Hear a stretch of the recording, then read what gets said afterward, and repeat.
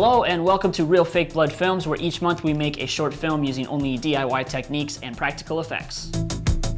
I'm Benjamin Martian, and this is Bianca Lemaire. And we co-wrote the short together, and she was the producer of this one. Very good producer, I might add. Thank you. We lived together. You have to say that. That I was a very good producer. You have to say that.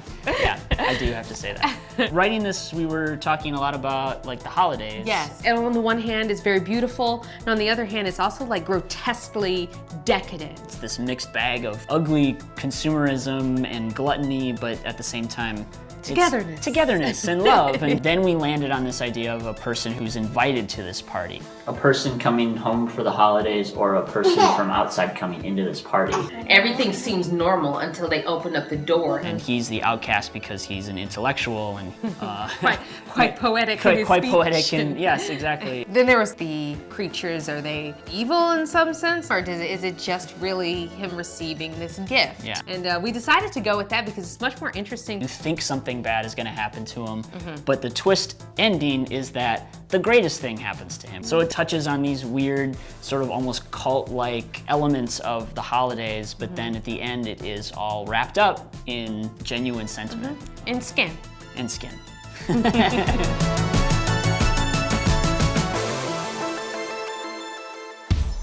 For the creature makeup effects, I'm going to be making some prosthetics, and in order to do that, I need to do some sculpting and I need to make some molds. Okay, we are at Nigel. It's a beauty shop, but it also has an effects shop in the back.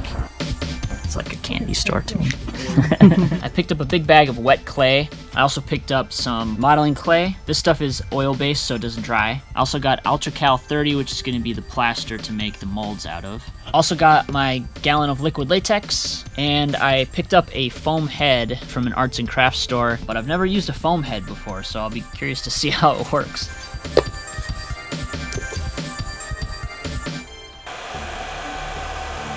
The first step is making the positive sculpture out of modeling clay onto the head.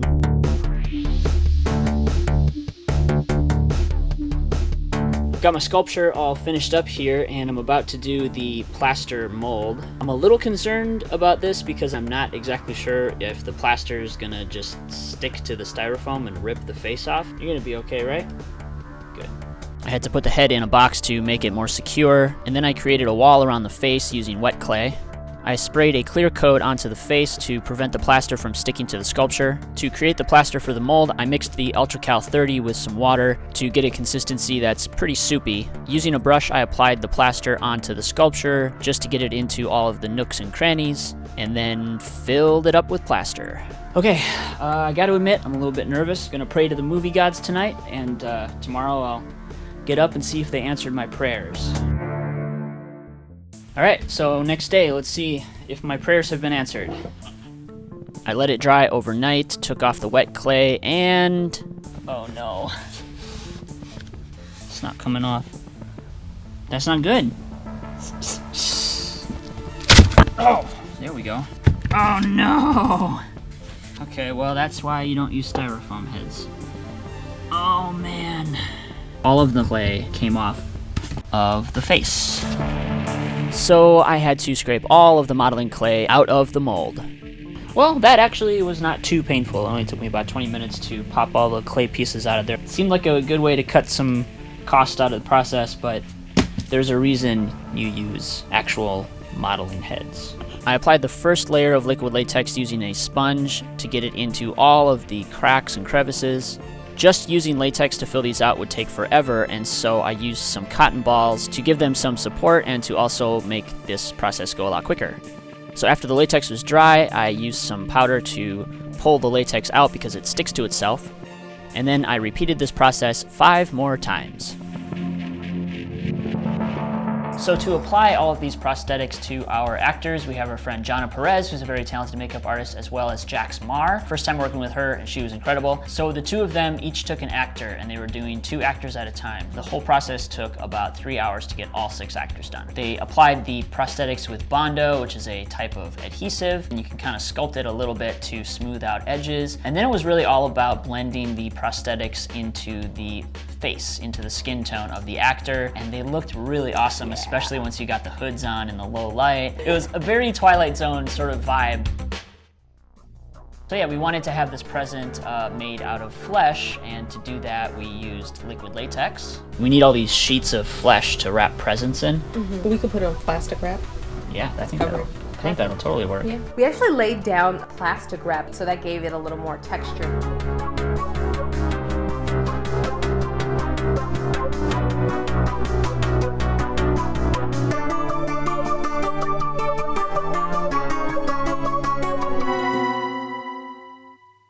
Okay, let's do it. So for the lead role for the guest, there was one actor that I knew would be perfect, John Freeland. He was willing to take some time out of his schedule, being a teacher, an actor, and doing so many other things to come and work with us and get a little weird. And then I read it and I was like, oh yeah, this is creepy.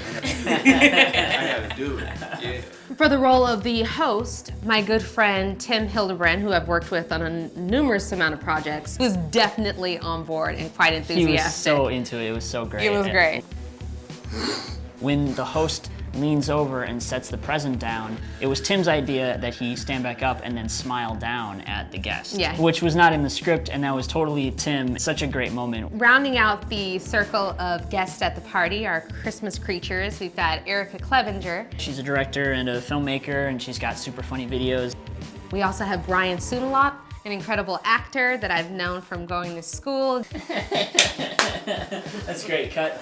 Jessica Spots, I also know from college. It's an incredible actress. Mark Johnson, who we actually worked with on Homemade Movies. He was art department and also an actor in that. Then our friend Justin Sands came to help out on set, and he had a few hours to spare us, so he came and set up the room. And he's a filmmaker himself, so he understands the value of people coming to help out, even if just for a few hours. So thank you, Justin.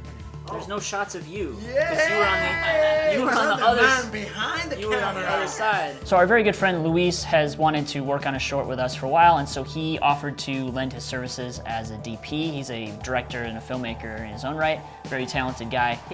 He is a trip though, because he is so happy to just be making stuff. He's the guy you want on your team. Very infectious energy. I didn't hear it while we were shooting, but I heard it in the playback when I was editing. For some of the shots, Luis is shooting, but he's under his breath talking about how much he loves the shot. Wow, look at the lights in behind. All right, great. Okay, let's reset. Do it one more time. Cut. Oh, look at that light. Look at that. Oh my gosh, that was amazing. Cut. That shot was... It's so funny. Luis, you were amazing, and I can't wait to work with you again on the next one. And Luis, the cinematographer! For the location, we shot at our friend Brian's apartment, and he was very generous to allow us to tear his apartment apart. But that's how you save money. That's true. You find out who's got a place they don't mind you ripping apart and then putting back together. For set dressing, we were definitely thinking that the interior of the room should look like the inside of a Christmas present. The gift, if you will, the inside of the gift. See what we did there? For the wardrobe, we wanted all of these creatures to be wearing hoods, so we went to the fabric district downtown LA. And we found some really wonderful material that sort of looks like a crushed velvet for $1.99 a yard. Here you go. Enjoy. Oh, delicious. I'm normally a really good cook, right? I just want to say that. I mean, you made great food, it just happened to be gross. Yeah, I cooked some pasta. I put the pasta in a plastic bag with some red, green, and blue food coloring, and it looked absolutely gross. Great. It's all edible. Yeah. Then we were thinking something that would be sort of like a dessert. Yeah. We also used food coloring for that and some Cool Whip. Ooh, goodness, it's very alien, huh? The tofu. So we mixed red food coloring in some ground up tofu, and it sort of looked like raw meat. But you know what? I ate it all. That's the mother of my children. That's talent.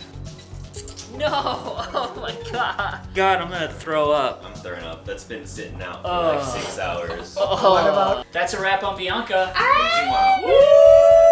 That's a wrap.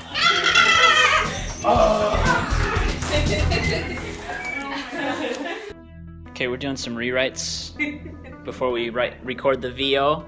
And I've got Bianca down here and my mom is in town. And they're ganging up on me. They have one thought and I have another, and I think they won because they're right. All right. This is the writer's room right here. Mom's trying to figure out the Roku. So it's 2 days after the shoot, and I'm at John's house about to record the voiceover. There's also a few pickup shots that we need to get of his face, some of the reactions.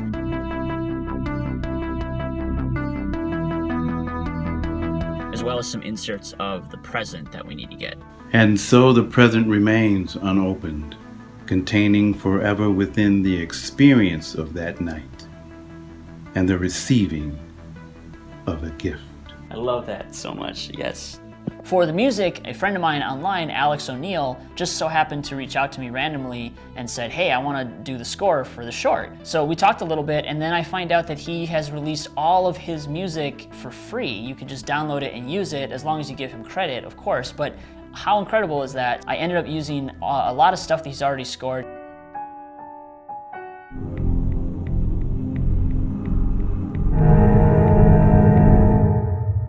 He did do an original score for us, which I did use in the party segment of the short.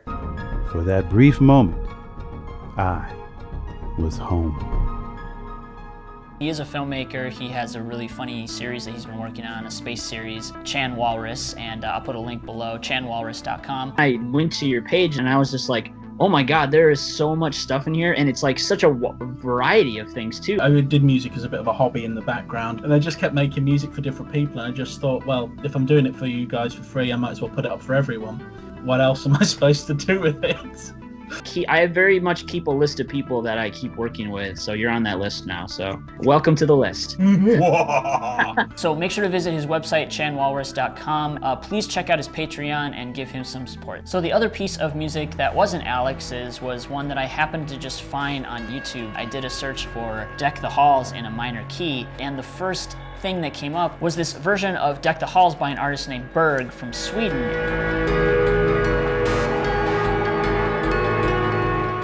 It was just so perfect. I kept listening to it and I felt like I had to use it. So I reached out to him. He got back to me right away and he was like, absolutely, go for it. And it couldn't have been better. Thank you so much, Berg, for letting me use your track.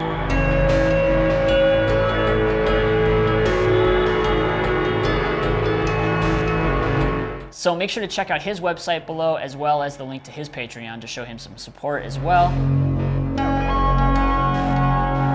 So that was the making of a gift. Thank you to all of our friends in the cast and on the crew for coming out and lending us a hand. It was truly a gift working with you. It was, and find us on social at RealFakeBlood. Thanks for watching and happy holidays. Happy holidays.